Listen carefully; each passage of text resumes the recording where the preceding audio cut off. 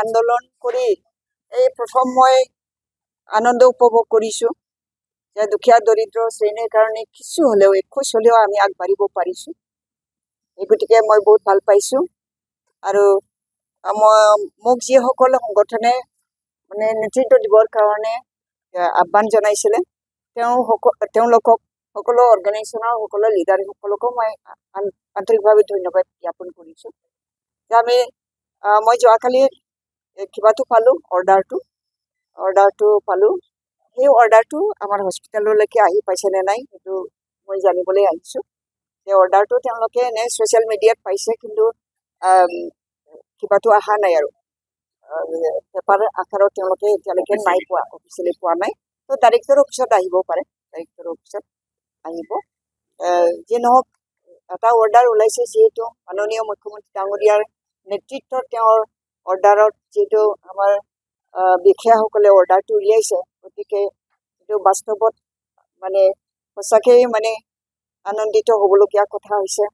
আমাৰ চিভিল হস্পিটেলখন বচাইছে, মাননীয় মুখ্যমন্ত্ৰী ডাঙৰীয়াই বচালে। গতিকে তেখেতক মই আন্তৰিক ধন্যবাদ জ্ঞাপন কৰিছোঁ। আৰু ভৱিষ্যতলৈ তেখেতে 2 বছৰ সময় বিচাৰিছে। 2 বছৰৰ ভিতৰত তেওঁ এই আমাৰ মেডিকেল কলেজ আৰু আমাৰ চিভিল হস্পিটেল এইটো মানে ঠিক পৰ্যায়ত আহি পাবলৈ মানে ক্ষমতাশীল হ'বৰ কাৰণে, ক্ষমতাটো দিবৰ কাৰণে তেওঁ 2 বছৰ লৈছে। গতিকে আমি বহুত ভাল পাইছোঁ।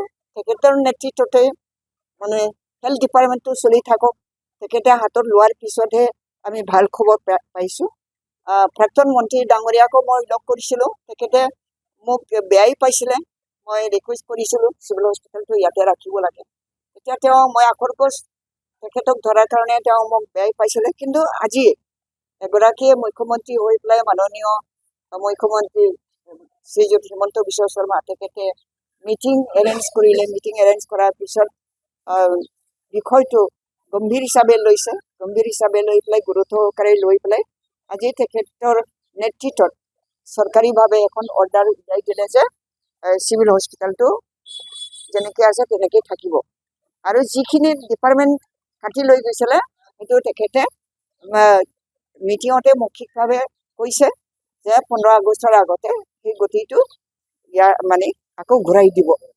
তো আমাৰ দুখীয়া দৰিদ্ৰ শ্ৰেণীৰ মানুহে মানে তেওঁলোকে মেডিকেল ডিপাৰ্টমেণ্টৰ পৰা যথেষ্ট সহায় পাব, সেইটো মই আশা ৰাখিছোঁ।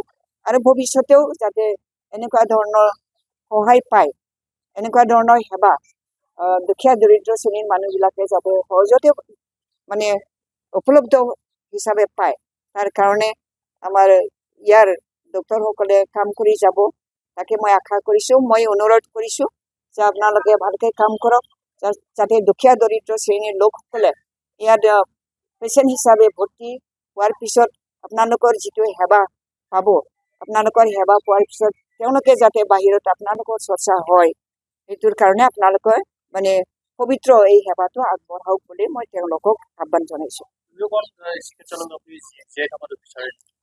দুয়োটাই জীয়াই থাকিব, যেতিয়ালৈকে পৃথিৱী থাকিব তেতিয়ালৈকে দুয়োখনে থাকিব।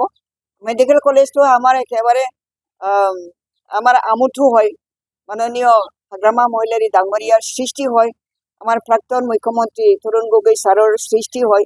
গতিকে এইটোতো আমি বৰ্তাই ৰাখিব লাগিব। আৰু সকলো মেডিকেল কলেজতকৈ যাতে আমি উন্নত ধৰণৰ মেডিকেল কলেজ এখন পাওঁ, ইয়াত পঢ়ি পেলাই ওলাই যোৱা ডাক্তৰসকল যাতে ভাল ডাক্তৰ হয়, মানুহক সেৱা কৰিবৰ কাৰণে ব্ৰতী হৈ থাকে, তাকে আমি কামনা কৰিম।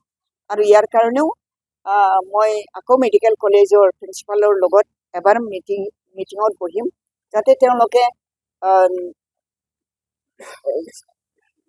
দুখীয়া দৰিদ্ৰ শ্ৰেণীৰ হওক বা ধনী শ্ৰেণীৰ হওক সকলো পেচেণ্টকে যাতে সমান চকুৰে চাই পেলাই তেওঁলোকৰ যিখিনি দিবলগীয়া সেৱা, সেই সেৱাটো দিয়াত যাতে কৃপণালি নকৰে, তাৰ কাৰণেও মই মেডিকেল কলেজত গৈ পেলাই এবাৰ বহিম, তেওঁলোকৰ মনত উৎসাহ যোগাম।